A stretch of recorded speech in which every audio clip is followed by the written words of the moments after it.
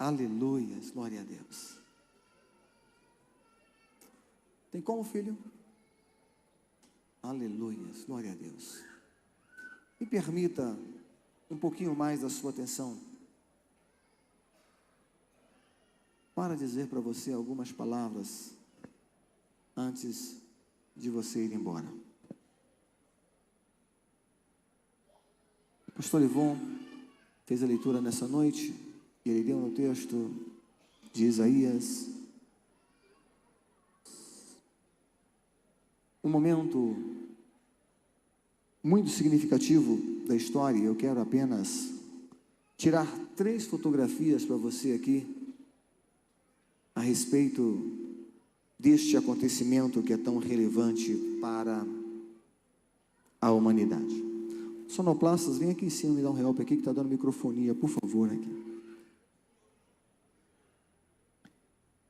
Me permita apenas fazer uma observação sobre o fato mais relevante da história.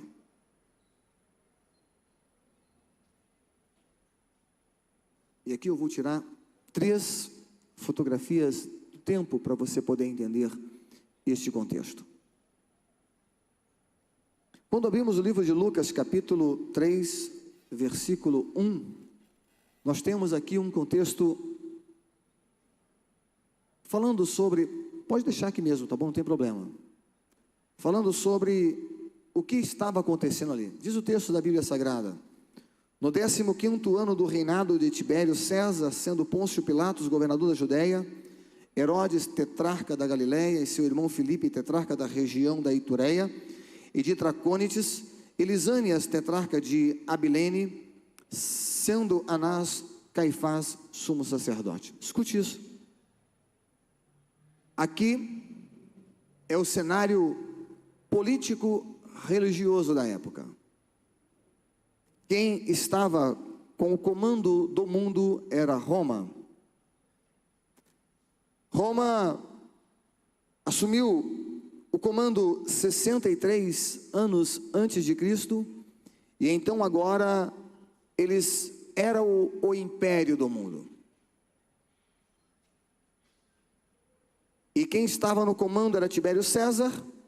Pôncio Pilatos era o tetrarca governador. Por que tetrarca? Tetra, 4. Eram 4 governadores. A região da Palestina foi dividida em 4 governos, e sendo que em uma das províncias, em um daqueles estados, a Judéia foi assumida por Pôncio Pilatos, outro ficou sendo Herodes na Galileia, e aí seu irmão Filipe ficou na região da Itureia de Tracônites, e Lisânia ficou em Abilene. E tinha uma organização muito bem estruturada naquela época da área religiosa, que era como se fosse o Senado composto por 71 membros, e esses 71 membros eram responsáveis por cuidar das questões da Torá, da lei. Eles eram responsáveis por fazer com que a lei religiosa, que era muito difundida ou fundada com a lei social e cívica, elas tinham que ser cumpridas à risca, e alguns princípios não poderiam ser escapados. Se você se lembra, Jesus está escrevendo na areia e de repente aparecem acusadores com a mulher que havia pecado. Então eles faziam valer a lei.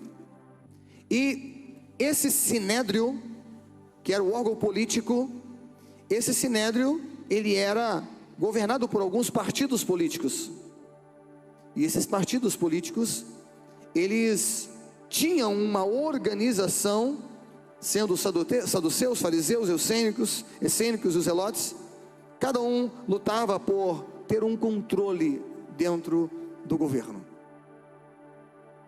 No meio desse cenário todo, sendo Herodes o responsável pela Galileia, ele era um homem muito mal. A maldade imperava naquele reino. Era um reino de maldade. Ao ouvirmos a história, encontramos que Maria e Jesus, eles saem para se alistarem. E o que é o alistamento? O alistamento era uma convocação de Tibério César para que se contasse o povo. Contaria-se o povo para saber o quê? Se a quantidade de impostos estavam equivalente à quantidade de pessoas. Então ele fazia uma média estatística para poder cobrar os impostos. E agora permita-me tirar a primeira fotografia do que está acontecendo. Aproxima-se da Judéia alguns estudiosos da ciência, alguns cientistas, astrólogos, homens que entendiam dos cenários relacionados a eventos cósmicos. Então eles olhavam para as estrelas e conseguiam identificar alguma coisa diferente. Eles percebiam a organização dos planetas, dos cometas, e sabiam dar parecer sobre o que estava acontecendo. Um belo dia, um conjunto de cientistas vão estudar e de repente ele percebe que há uma reorganização planetária. Os planetas se reorganizam. Uma estrela se aproxima dos céus. E ele fala, tem alguma coisa diferente acontecendo no universo. Eles pegam a história e começam a estudar a história para tentar entender o que está acontecendo. Algo anormal no mundo vai acontecer.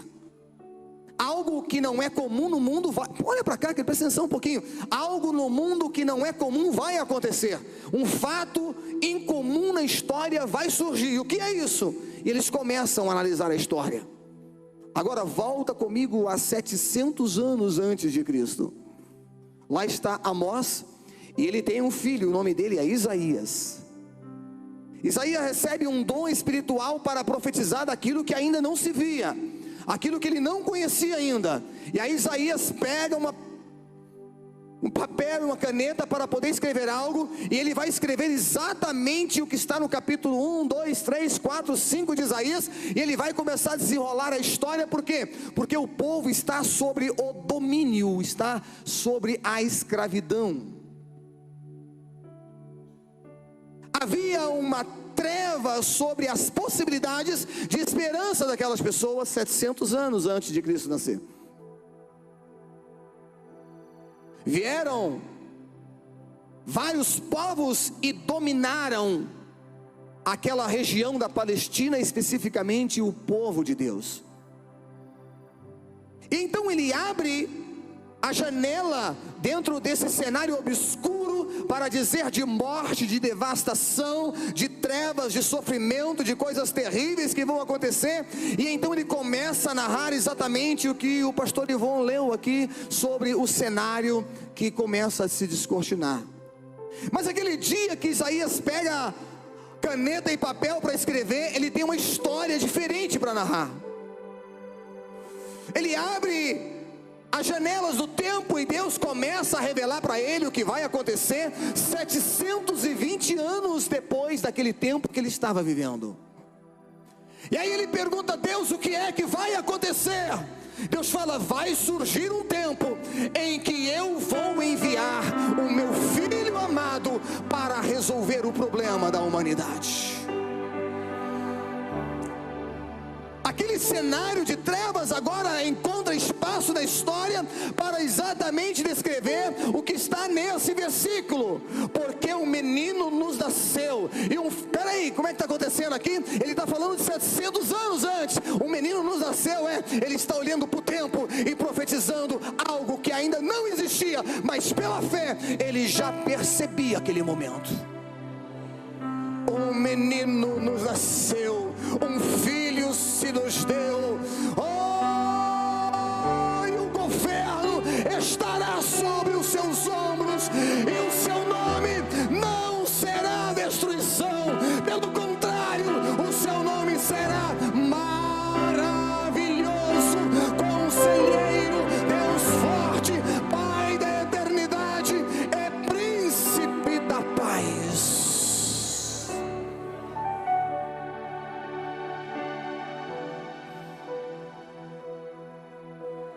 720 anos passam. Os astrólogos que estão percebendo um fenômeno na natureza encontram esse texto, abre a história e diz: espera aí, foi anunciado de que algo aconteceria. E aí ele combina esse texto lá com o texto de Miqueias, e ele vai identificar a localidade aonde isso aconteceria. Miqueias vai narrar no capítulo 5 exatamente aonde vai acontecer. É tu, Belém Efratas, posto que pequena entre milhares e milhares, de ti sairá aquele que salvará o mundo, salvará a humanidade. Escute isso, queridos. Os astrólogos percebem que aquele fenômeno que vai acontecer está narrado na história. Então eles pegam, arrumam suas carruagens e se direcionam para as terras da Judeia. Ao chegar, precisa pedir autorização para o governador daquela região. Como é que é o nome dele? Herodes.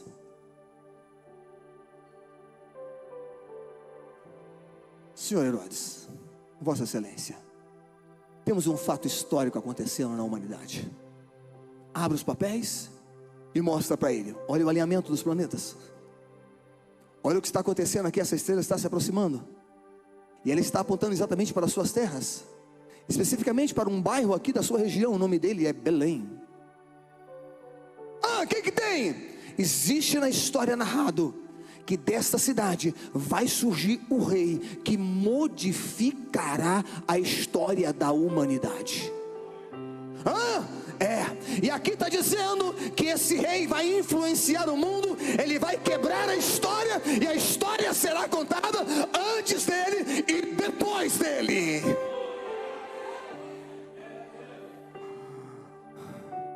Ok? Procure-o, encontre-o, eu quero conhecê-lo. Assim que vocês descobrirem, passe por aqui e me diga aonde vocês o encontraram. Eles vão até o local,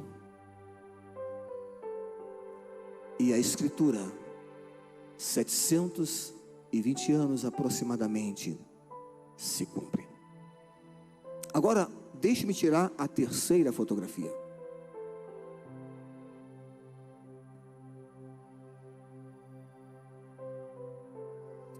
Um coro angelical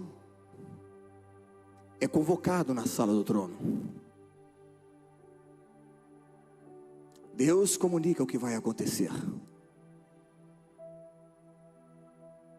Quero que vocês preparem a melhor canção que vocês podem. Vocês vão se apresentar em um planeta chamado Terra. O que vai acontecer lá?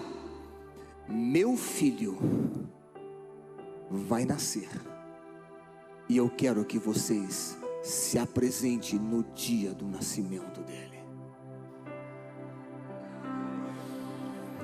De repente, queridos, a Bíblia diz que no meio da noite, os pastores estão organizando as suas ovelhas, estão cuidando do pasto. De repente eles olham para os céus e tem um conjunto angelical cantando: glória a Deus nas alturas, paz na terra, boa vontade para com os homens.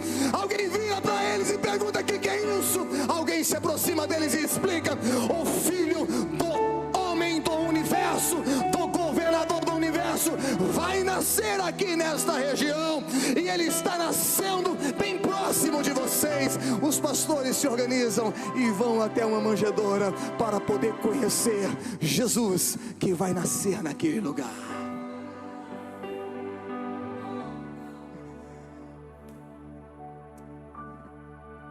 Herodes não pode conter a decisão do autor do universo de trazer à existência seu filho amado. Ele emite um mando e todas as crianças são mortas. Por via das dúvidas, Ele queria tirar toda a possibilidade de qualquer condição histórica acontecer. Permita-me dar uma pausa nesta história para liberar uma palavra sobre a sua vida. Olha para mim, por favor, e eu quero ser profeta de Deus na tua vida. Ninguém poderá impedir a história que Deus escreveu a seu respeito. Eu vou repetir para você aqui. Alguém entrou nesse lugar e precisa ouvir isso em alto bom som. O anúncio de Jesus é esse para você. Ei filho, ei filha, os meus propósitos na tua vida ninguém jamais poderá apagá-los. Alguém pode levantar as mãos acima e adorar?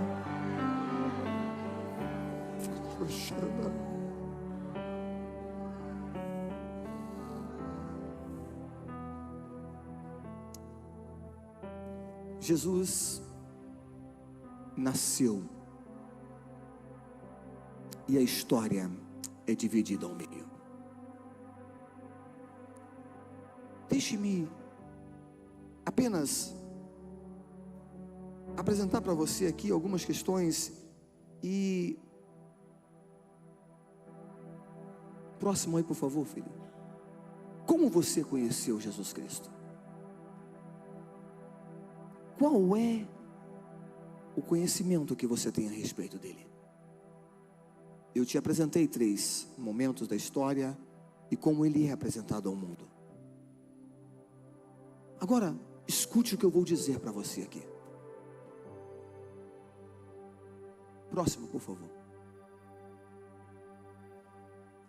A história mais extraordinária que alguém pode contar, além da história de Jesus, é a sua própria história se relacionando com ele.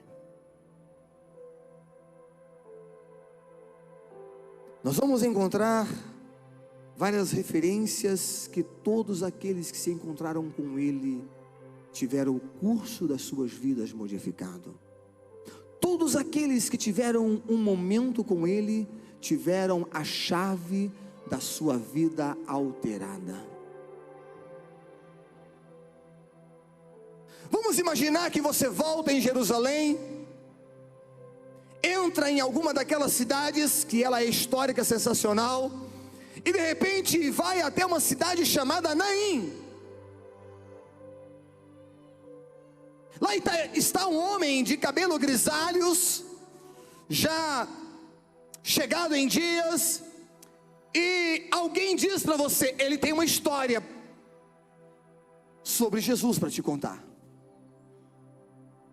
Você se aproxima dele e pergunta, qual é a sua história? Ele vira-se para você e diz, aqui na cidade de Naim, a minha mãe ficou viúva. Mamãe só tinha eu. Um belo dia, ou um péssimo dia, eu adoeci e morri. A população dessa cidade inteira se programou para fazer o meu sepulcro. Então, eles organizaram, colocaram-me em um esquife e saíram da cidade para me sepultar. Mas por sorte, naquele dia, Jesus estava chegando aqui com uma comitiva. E quando ele chegou perto dessa cidade, minha mãe e o cortejo estavam saindo para me sepultar.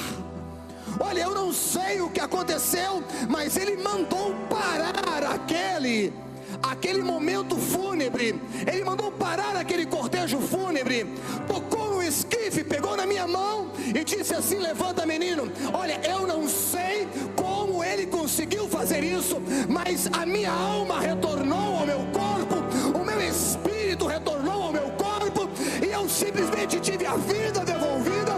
E ele então pegou o eu vivo, devolveu para minha mãe e disse, aqui está o seu filho vivo. Naquele dia em que tinha choros, a minha casa se transformou em uma grande celebração. Deus mudou a minha história de vida.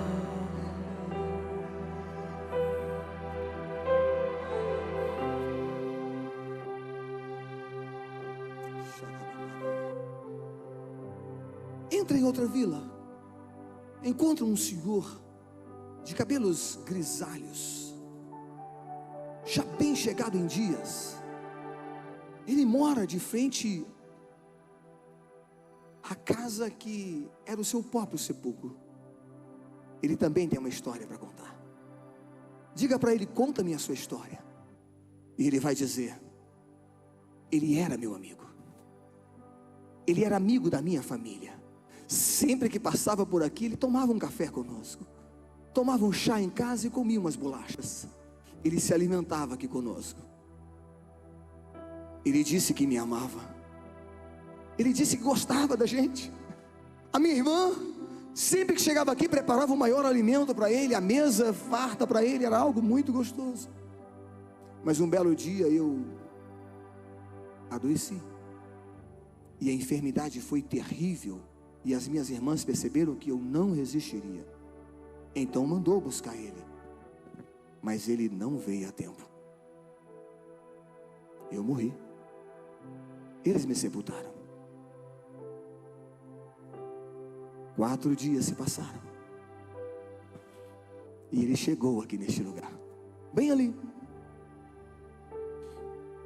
Pediu para minha irmã tirar a pedra do sepulcro. Ela ignorou o comando dele, mas ele convenceu ela a tirar a pedra do sepulcro. E quando ele tirou a pedra do sepulcro, ele chegou na porta daquele sepulcro e chamou pelo meu nome. E quando ele chamou pelo meu nome, eu que estava já do outro lado no paraíso, tive que retornar, entrar de volta no meu corpo, me levantar daquele sepulcro, e fui devolvido ao seio da minha família.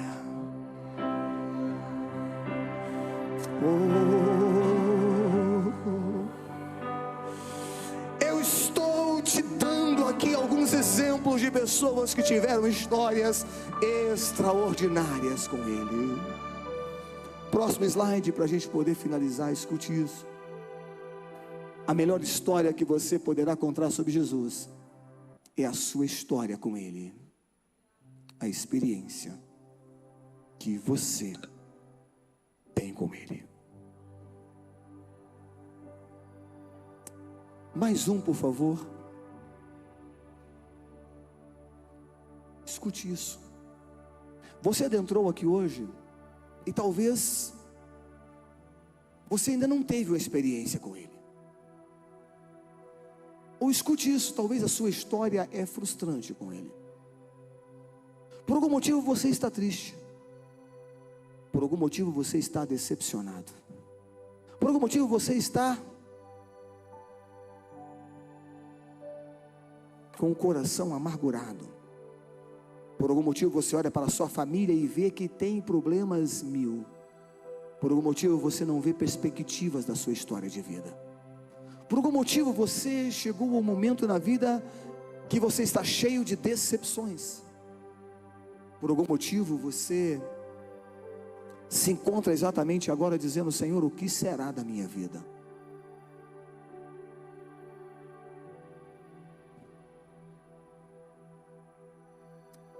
No último dia da sua vida, como homem, carne e sangue aqui nessa terra, ele subiu em uma cruz porque cravaram ele na cruz. E aquela cruz tinha um ladrão à esquerda e outro à sua direita. Um virou para ele e disse: o que você está fazendo aqui? Resolve o seu problema e o nosso também. O outro virou para ele e disse: ele não merece estar aqui, nós sim. Ele olha para Jesus e diz: Jesus, olha a pergunta simples: lembra-te de mim quando entrares no teu paraíso. Jesus estava todo rasgado, todo machucado,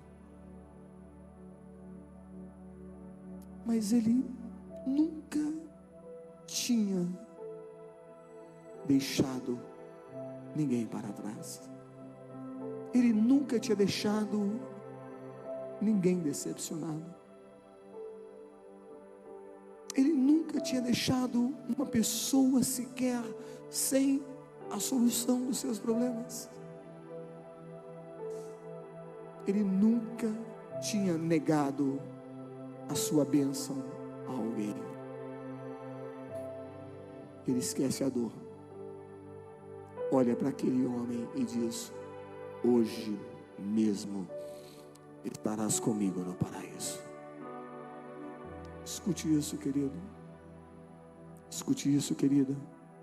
Todos que se encontraram com Jesus Cristo têm uma história extraordinária para contar. Você pode ficar de pé, por favor?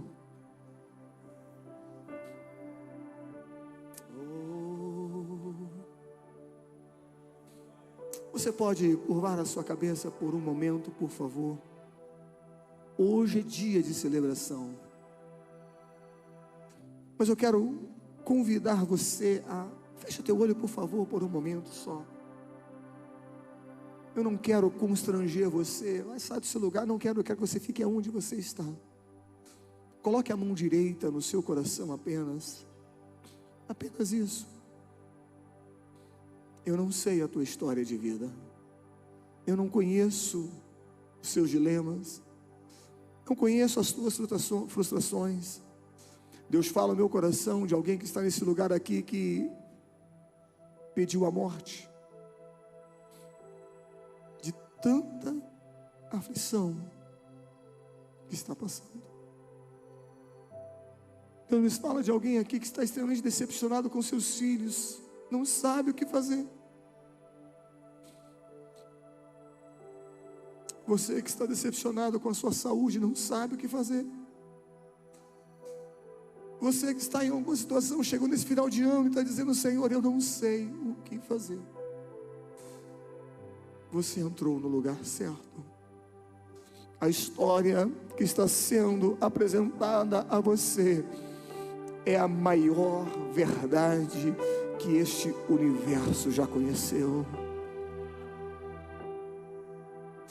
Se você pedir para Ele aí agora, Ele vai entrar na história da sua vida. Ele vai modificar a história da tua vida. O que Ele tem reservado para você é muito mais. Você pode dizer isso? Fala: Jesus. Mas diga isso, fala: Jesus, eu quero. Fala: eu quero ter uma história de vida para contar ao teu respeito. Fala: Senhor, eu quero ter um testemunho para contar para os meus filhos, para os meus netos. Imagina a querida filha de Jairo contando para os seus netos, para os seus bisnetos, o que aconteceu na história de vida dela.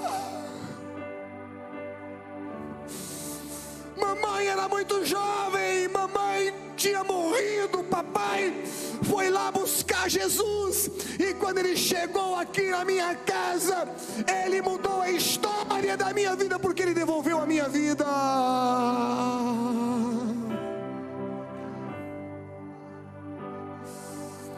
Está aqui o autor do universo, está aqui Jesus Cristo, que pode devolver a você a paz, a alegria, pode devolver a você, querido, o que você precisa, porque o nome dele é maravilhoso, é conselheiro, é Deus forte, é Pai da eternidade, é príncipe da paz.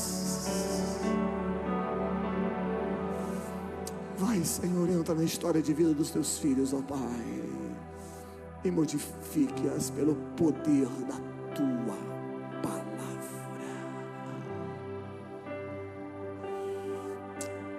Levante seus olhos e olha para cá que eu vou dizer a última frase, último contexto dessa noite, né? Olha para alguém, dá um sorriso para ele agora, vai, olha para alguém, dá um sorriso para ele, vai. Não, mas não sorri mesmo, vai sorrir para alguém aí. Fala para ele assim: ele tem muito mais. Fala com ele: ele tem muito mais. Diga isso para alguém, fala, ele tem, tem alguém que não disse para ele ali, fala, tem muito mais para você. Diga para ele aí, fala, ele tem muito mais para você. Fala para as 3 pessoas, fala, irmão, ele tem muito mais para você. Olha para cá, último versículo da Bíblia. Eles estavam reunidos. Pastor Gilberto, Jesus está subindo aos céus e saindo dessa terra, voltando para o Pai. Que cena extraordinária. Os discípulos estão olhando para cima e apavorados: e agora o que será de nós? E aconteceu que eles, com os olhos fixos nos céus, decepcionados, acabou. Enquanto ele subia, surgiram junto a ele 2 homens vestidos de branco, que lhes comunicaram: homens galileus, por que estáis contemplando as alturas?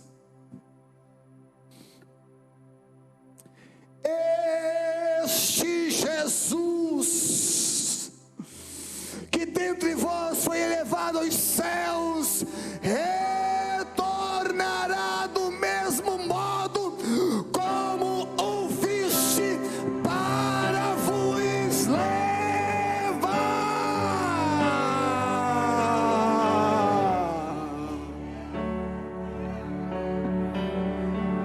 Aleluia. O coral pode voltar para cá, por favor, eu quero abençoar você. Aleluia. Escute isso, queridos, escute isso.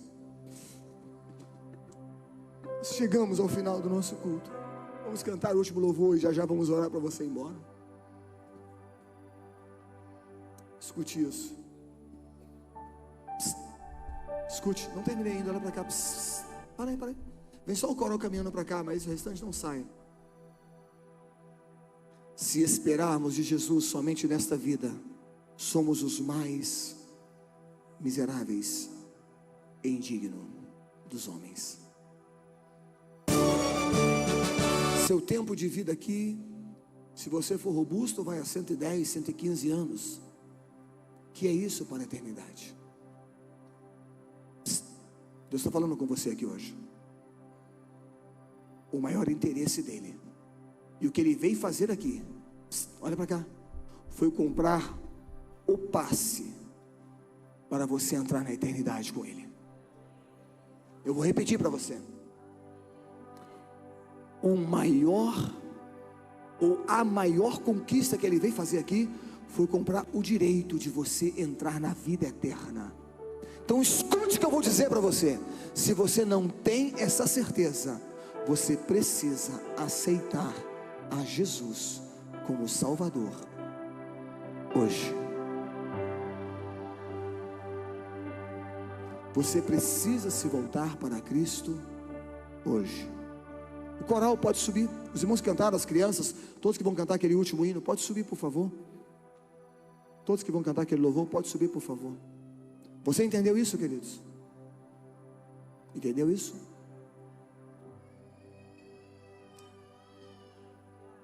Aleluia.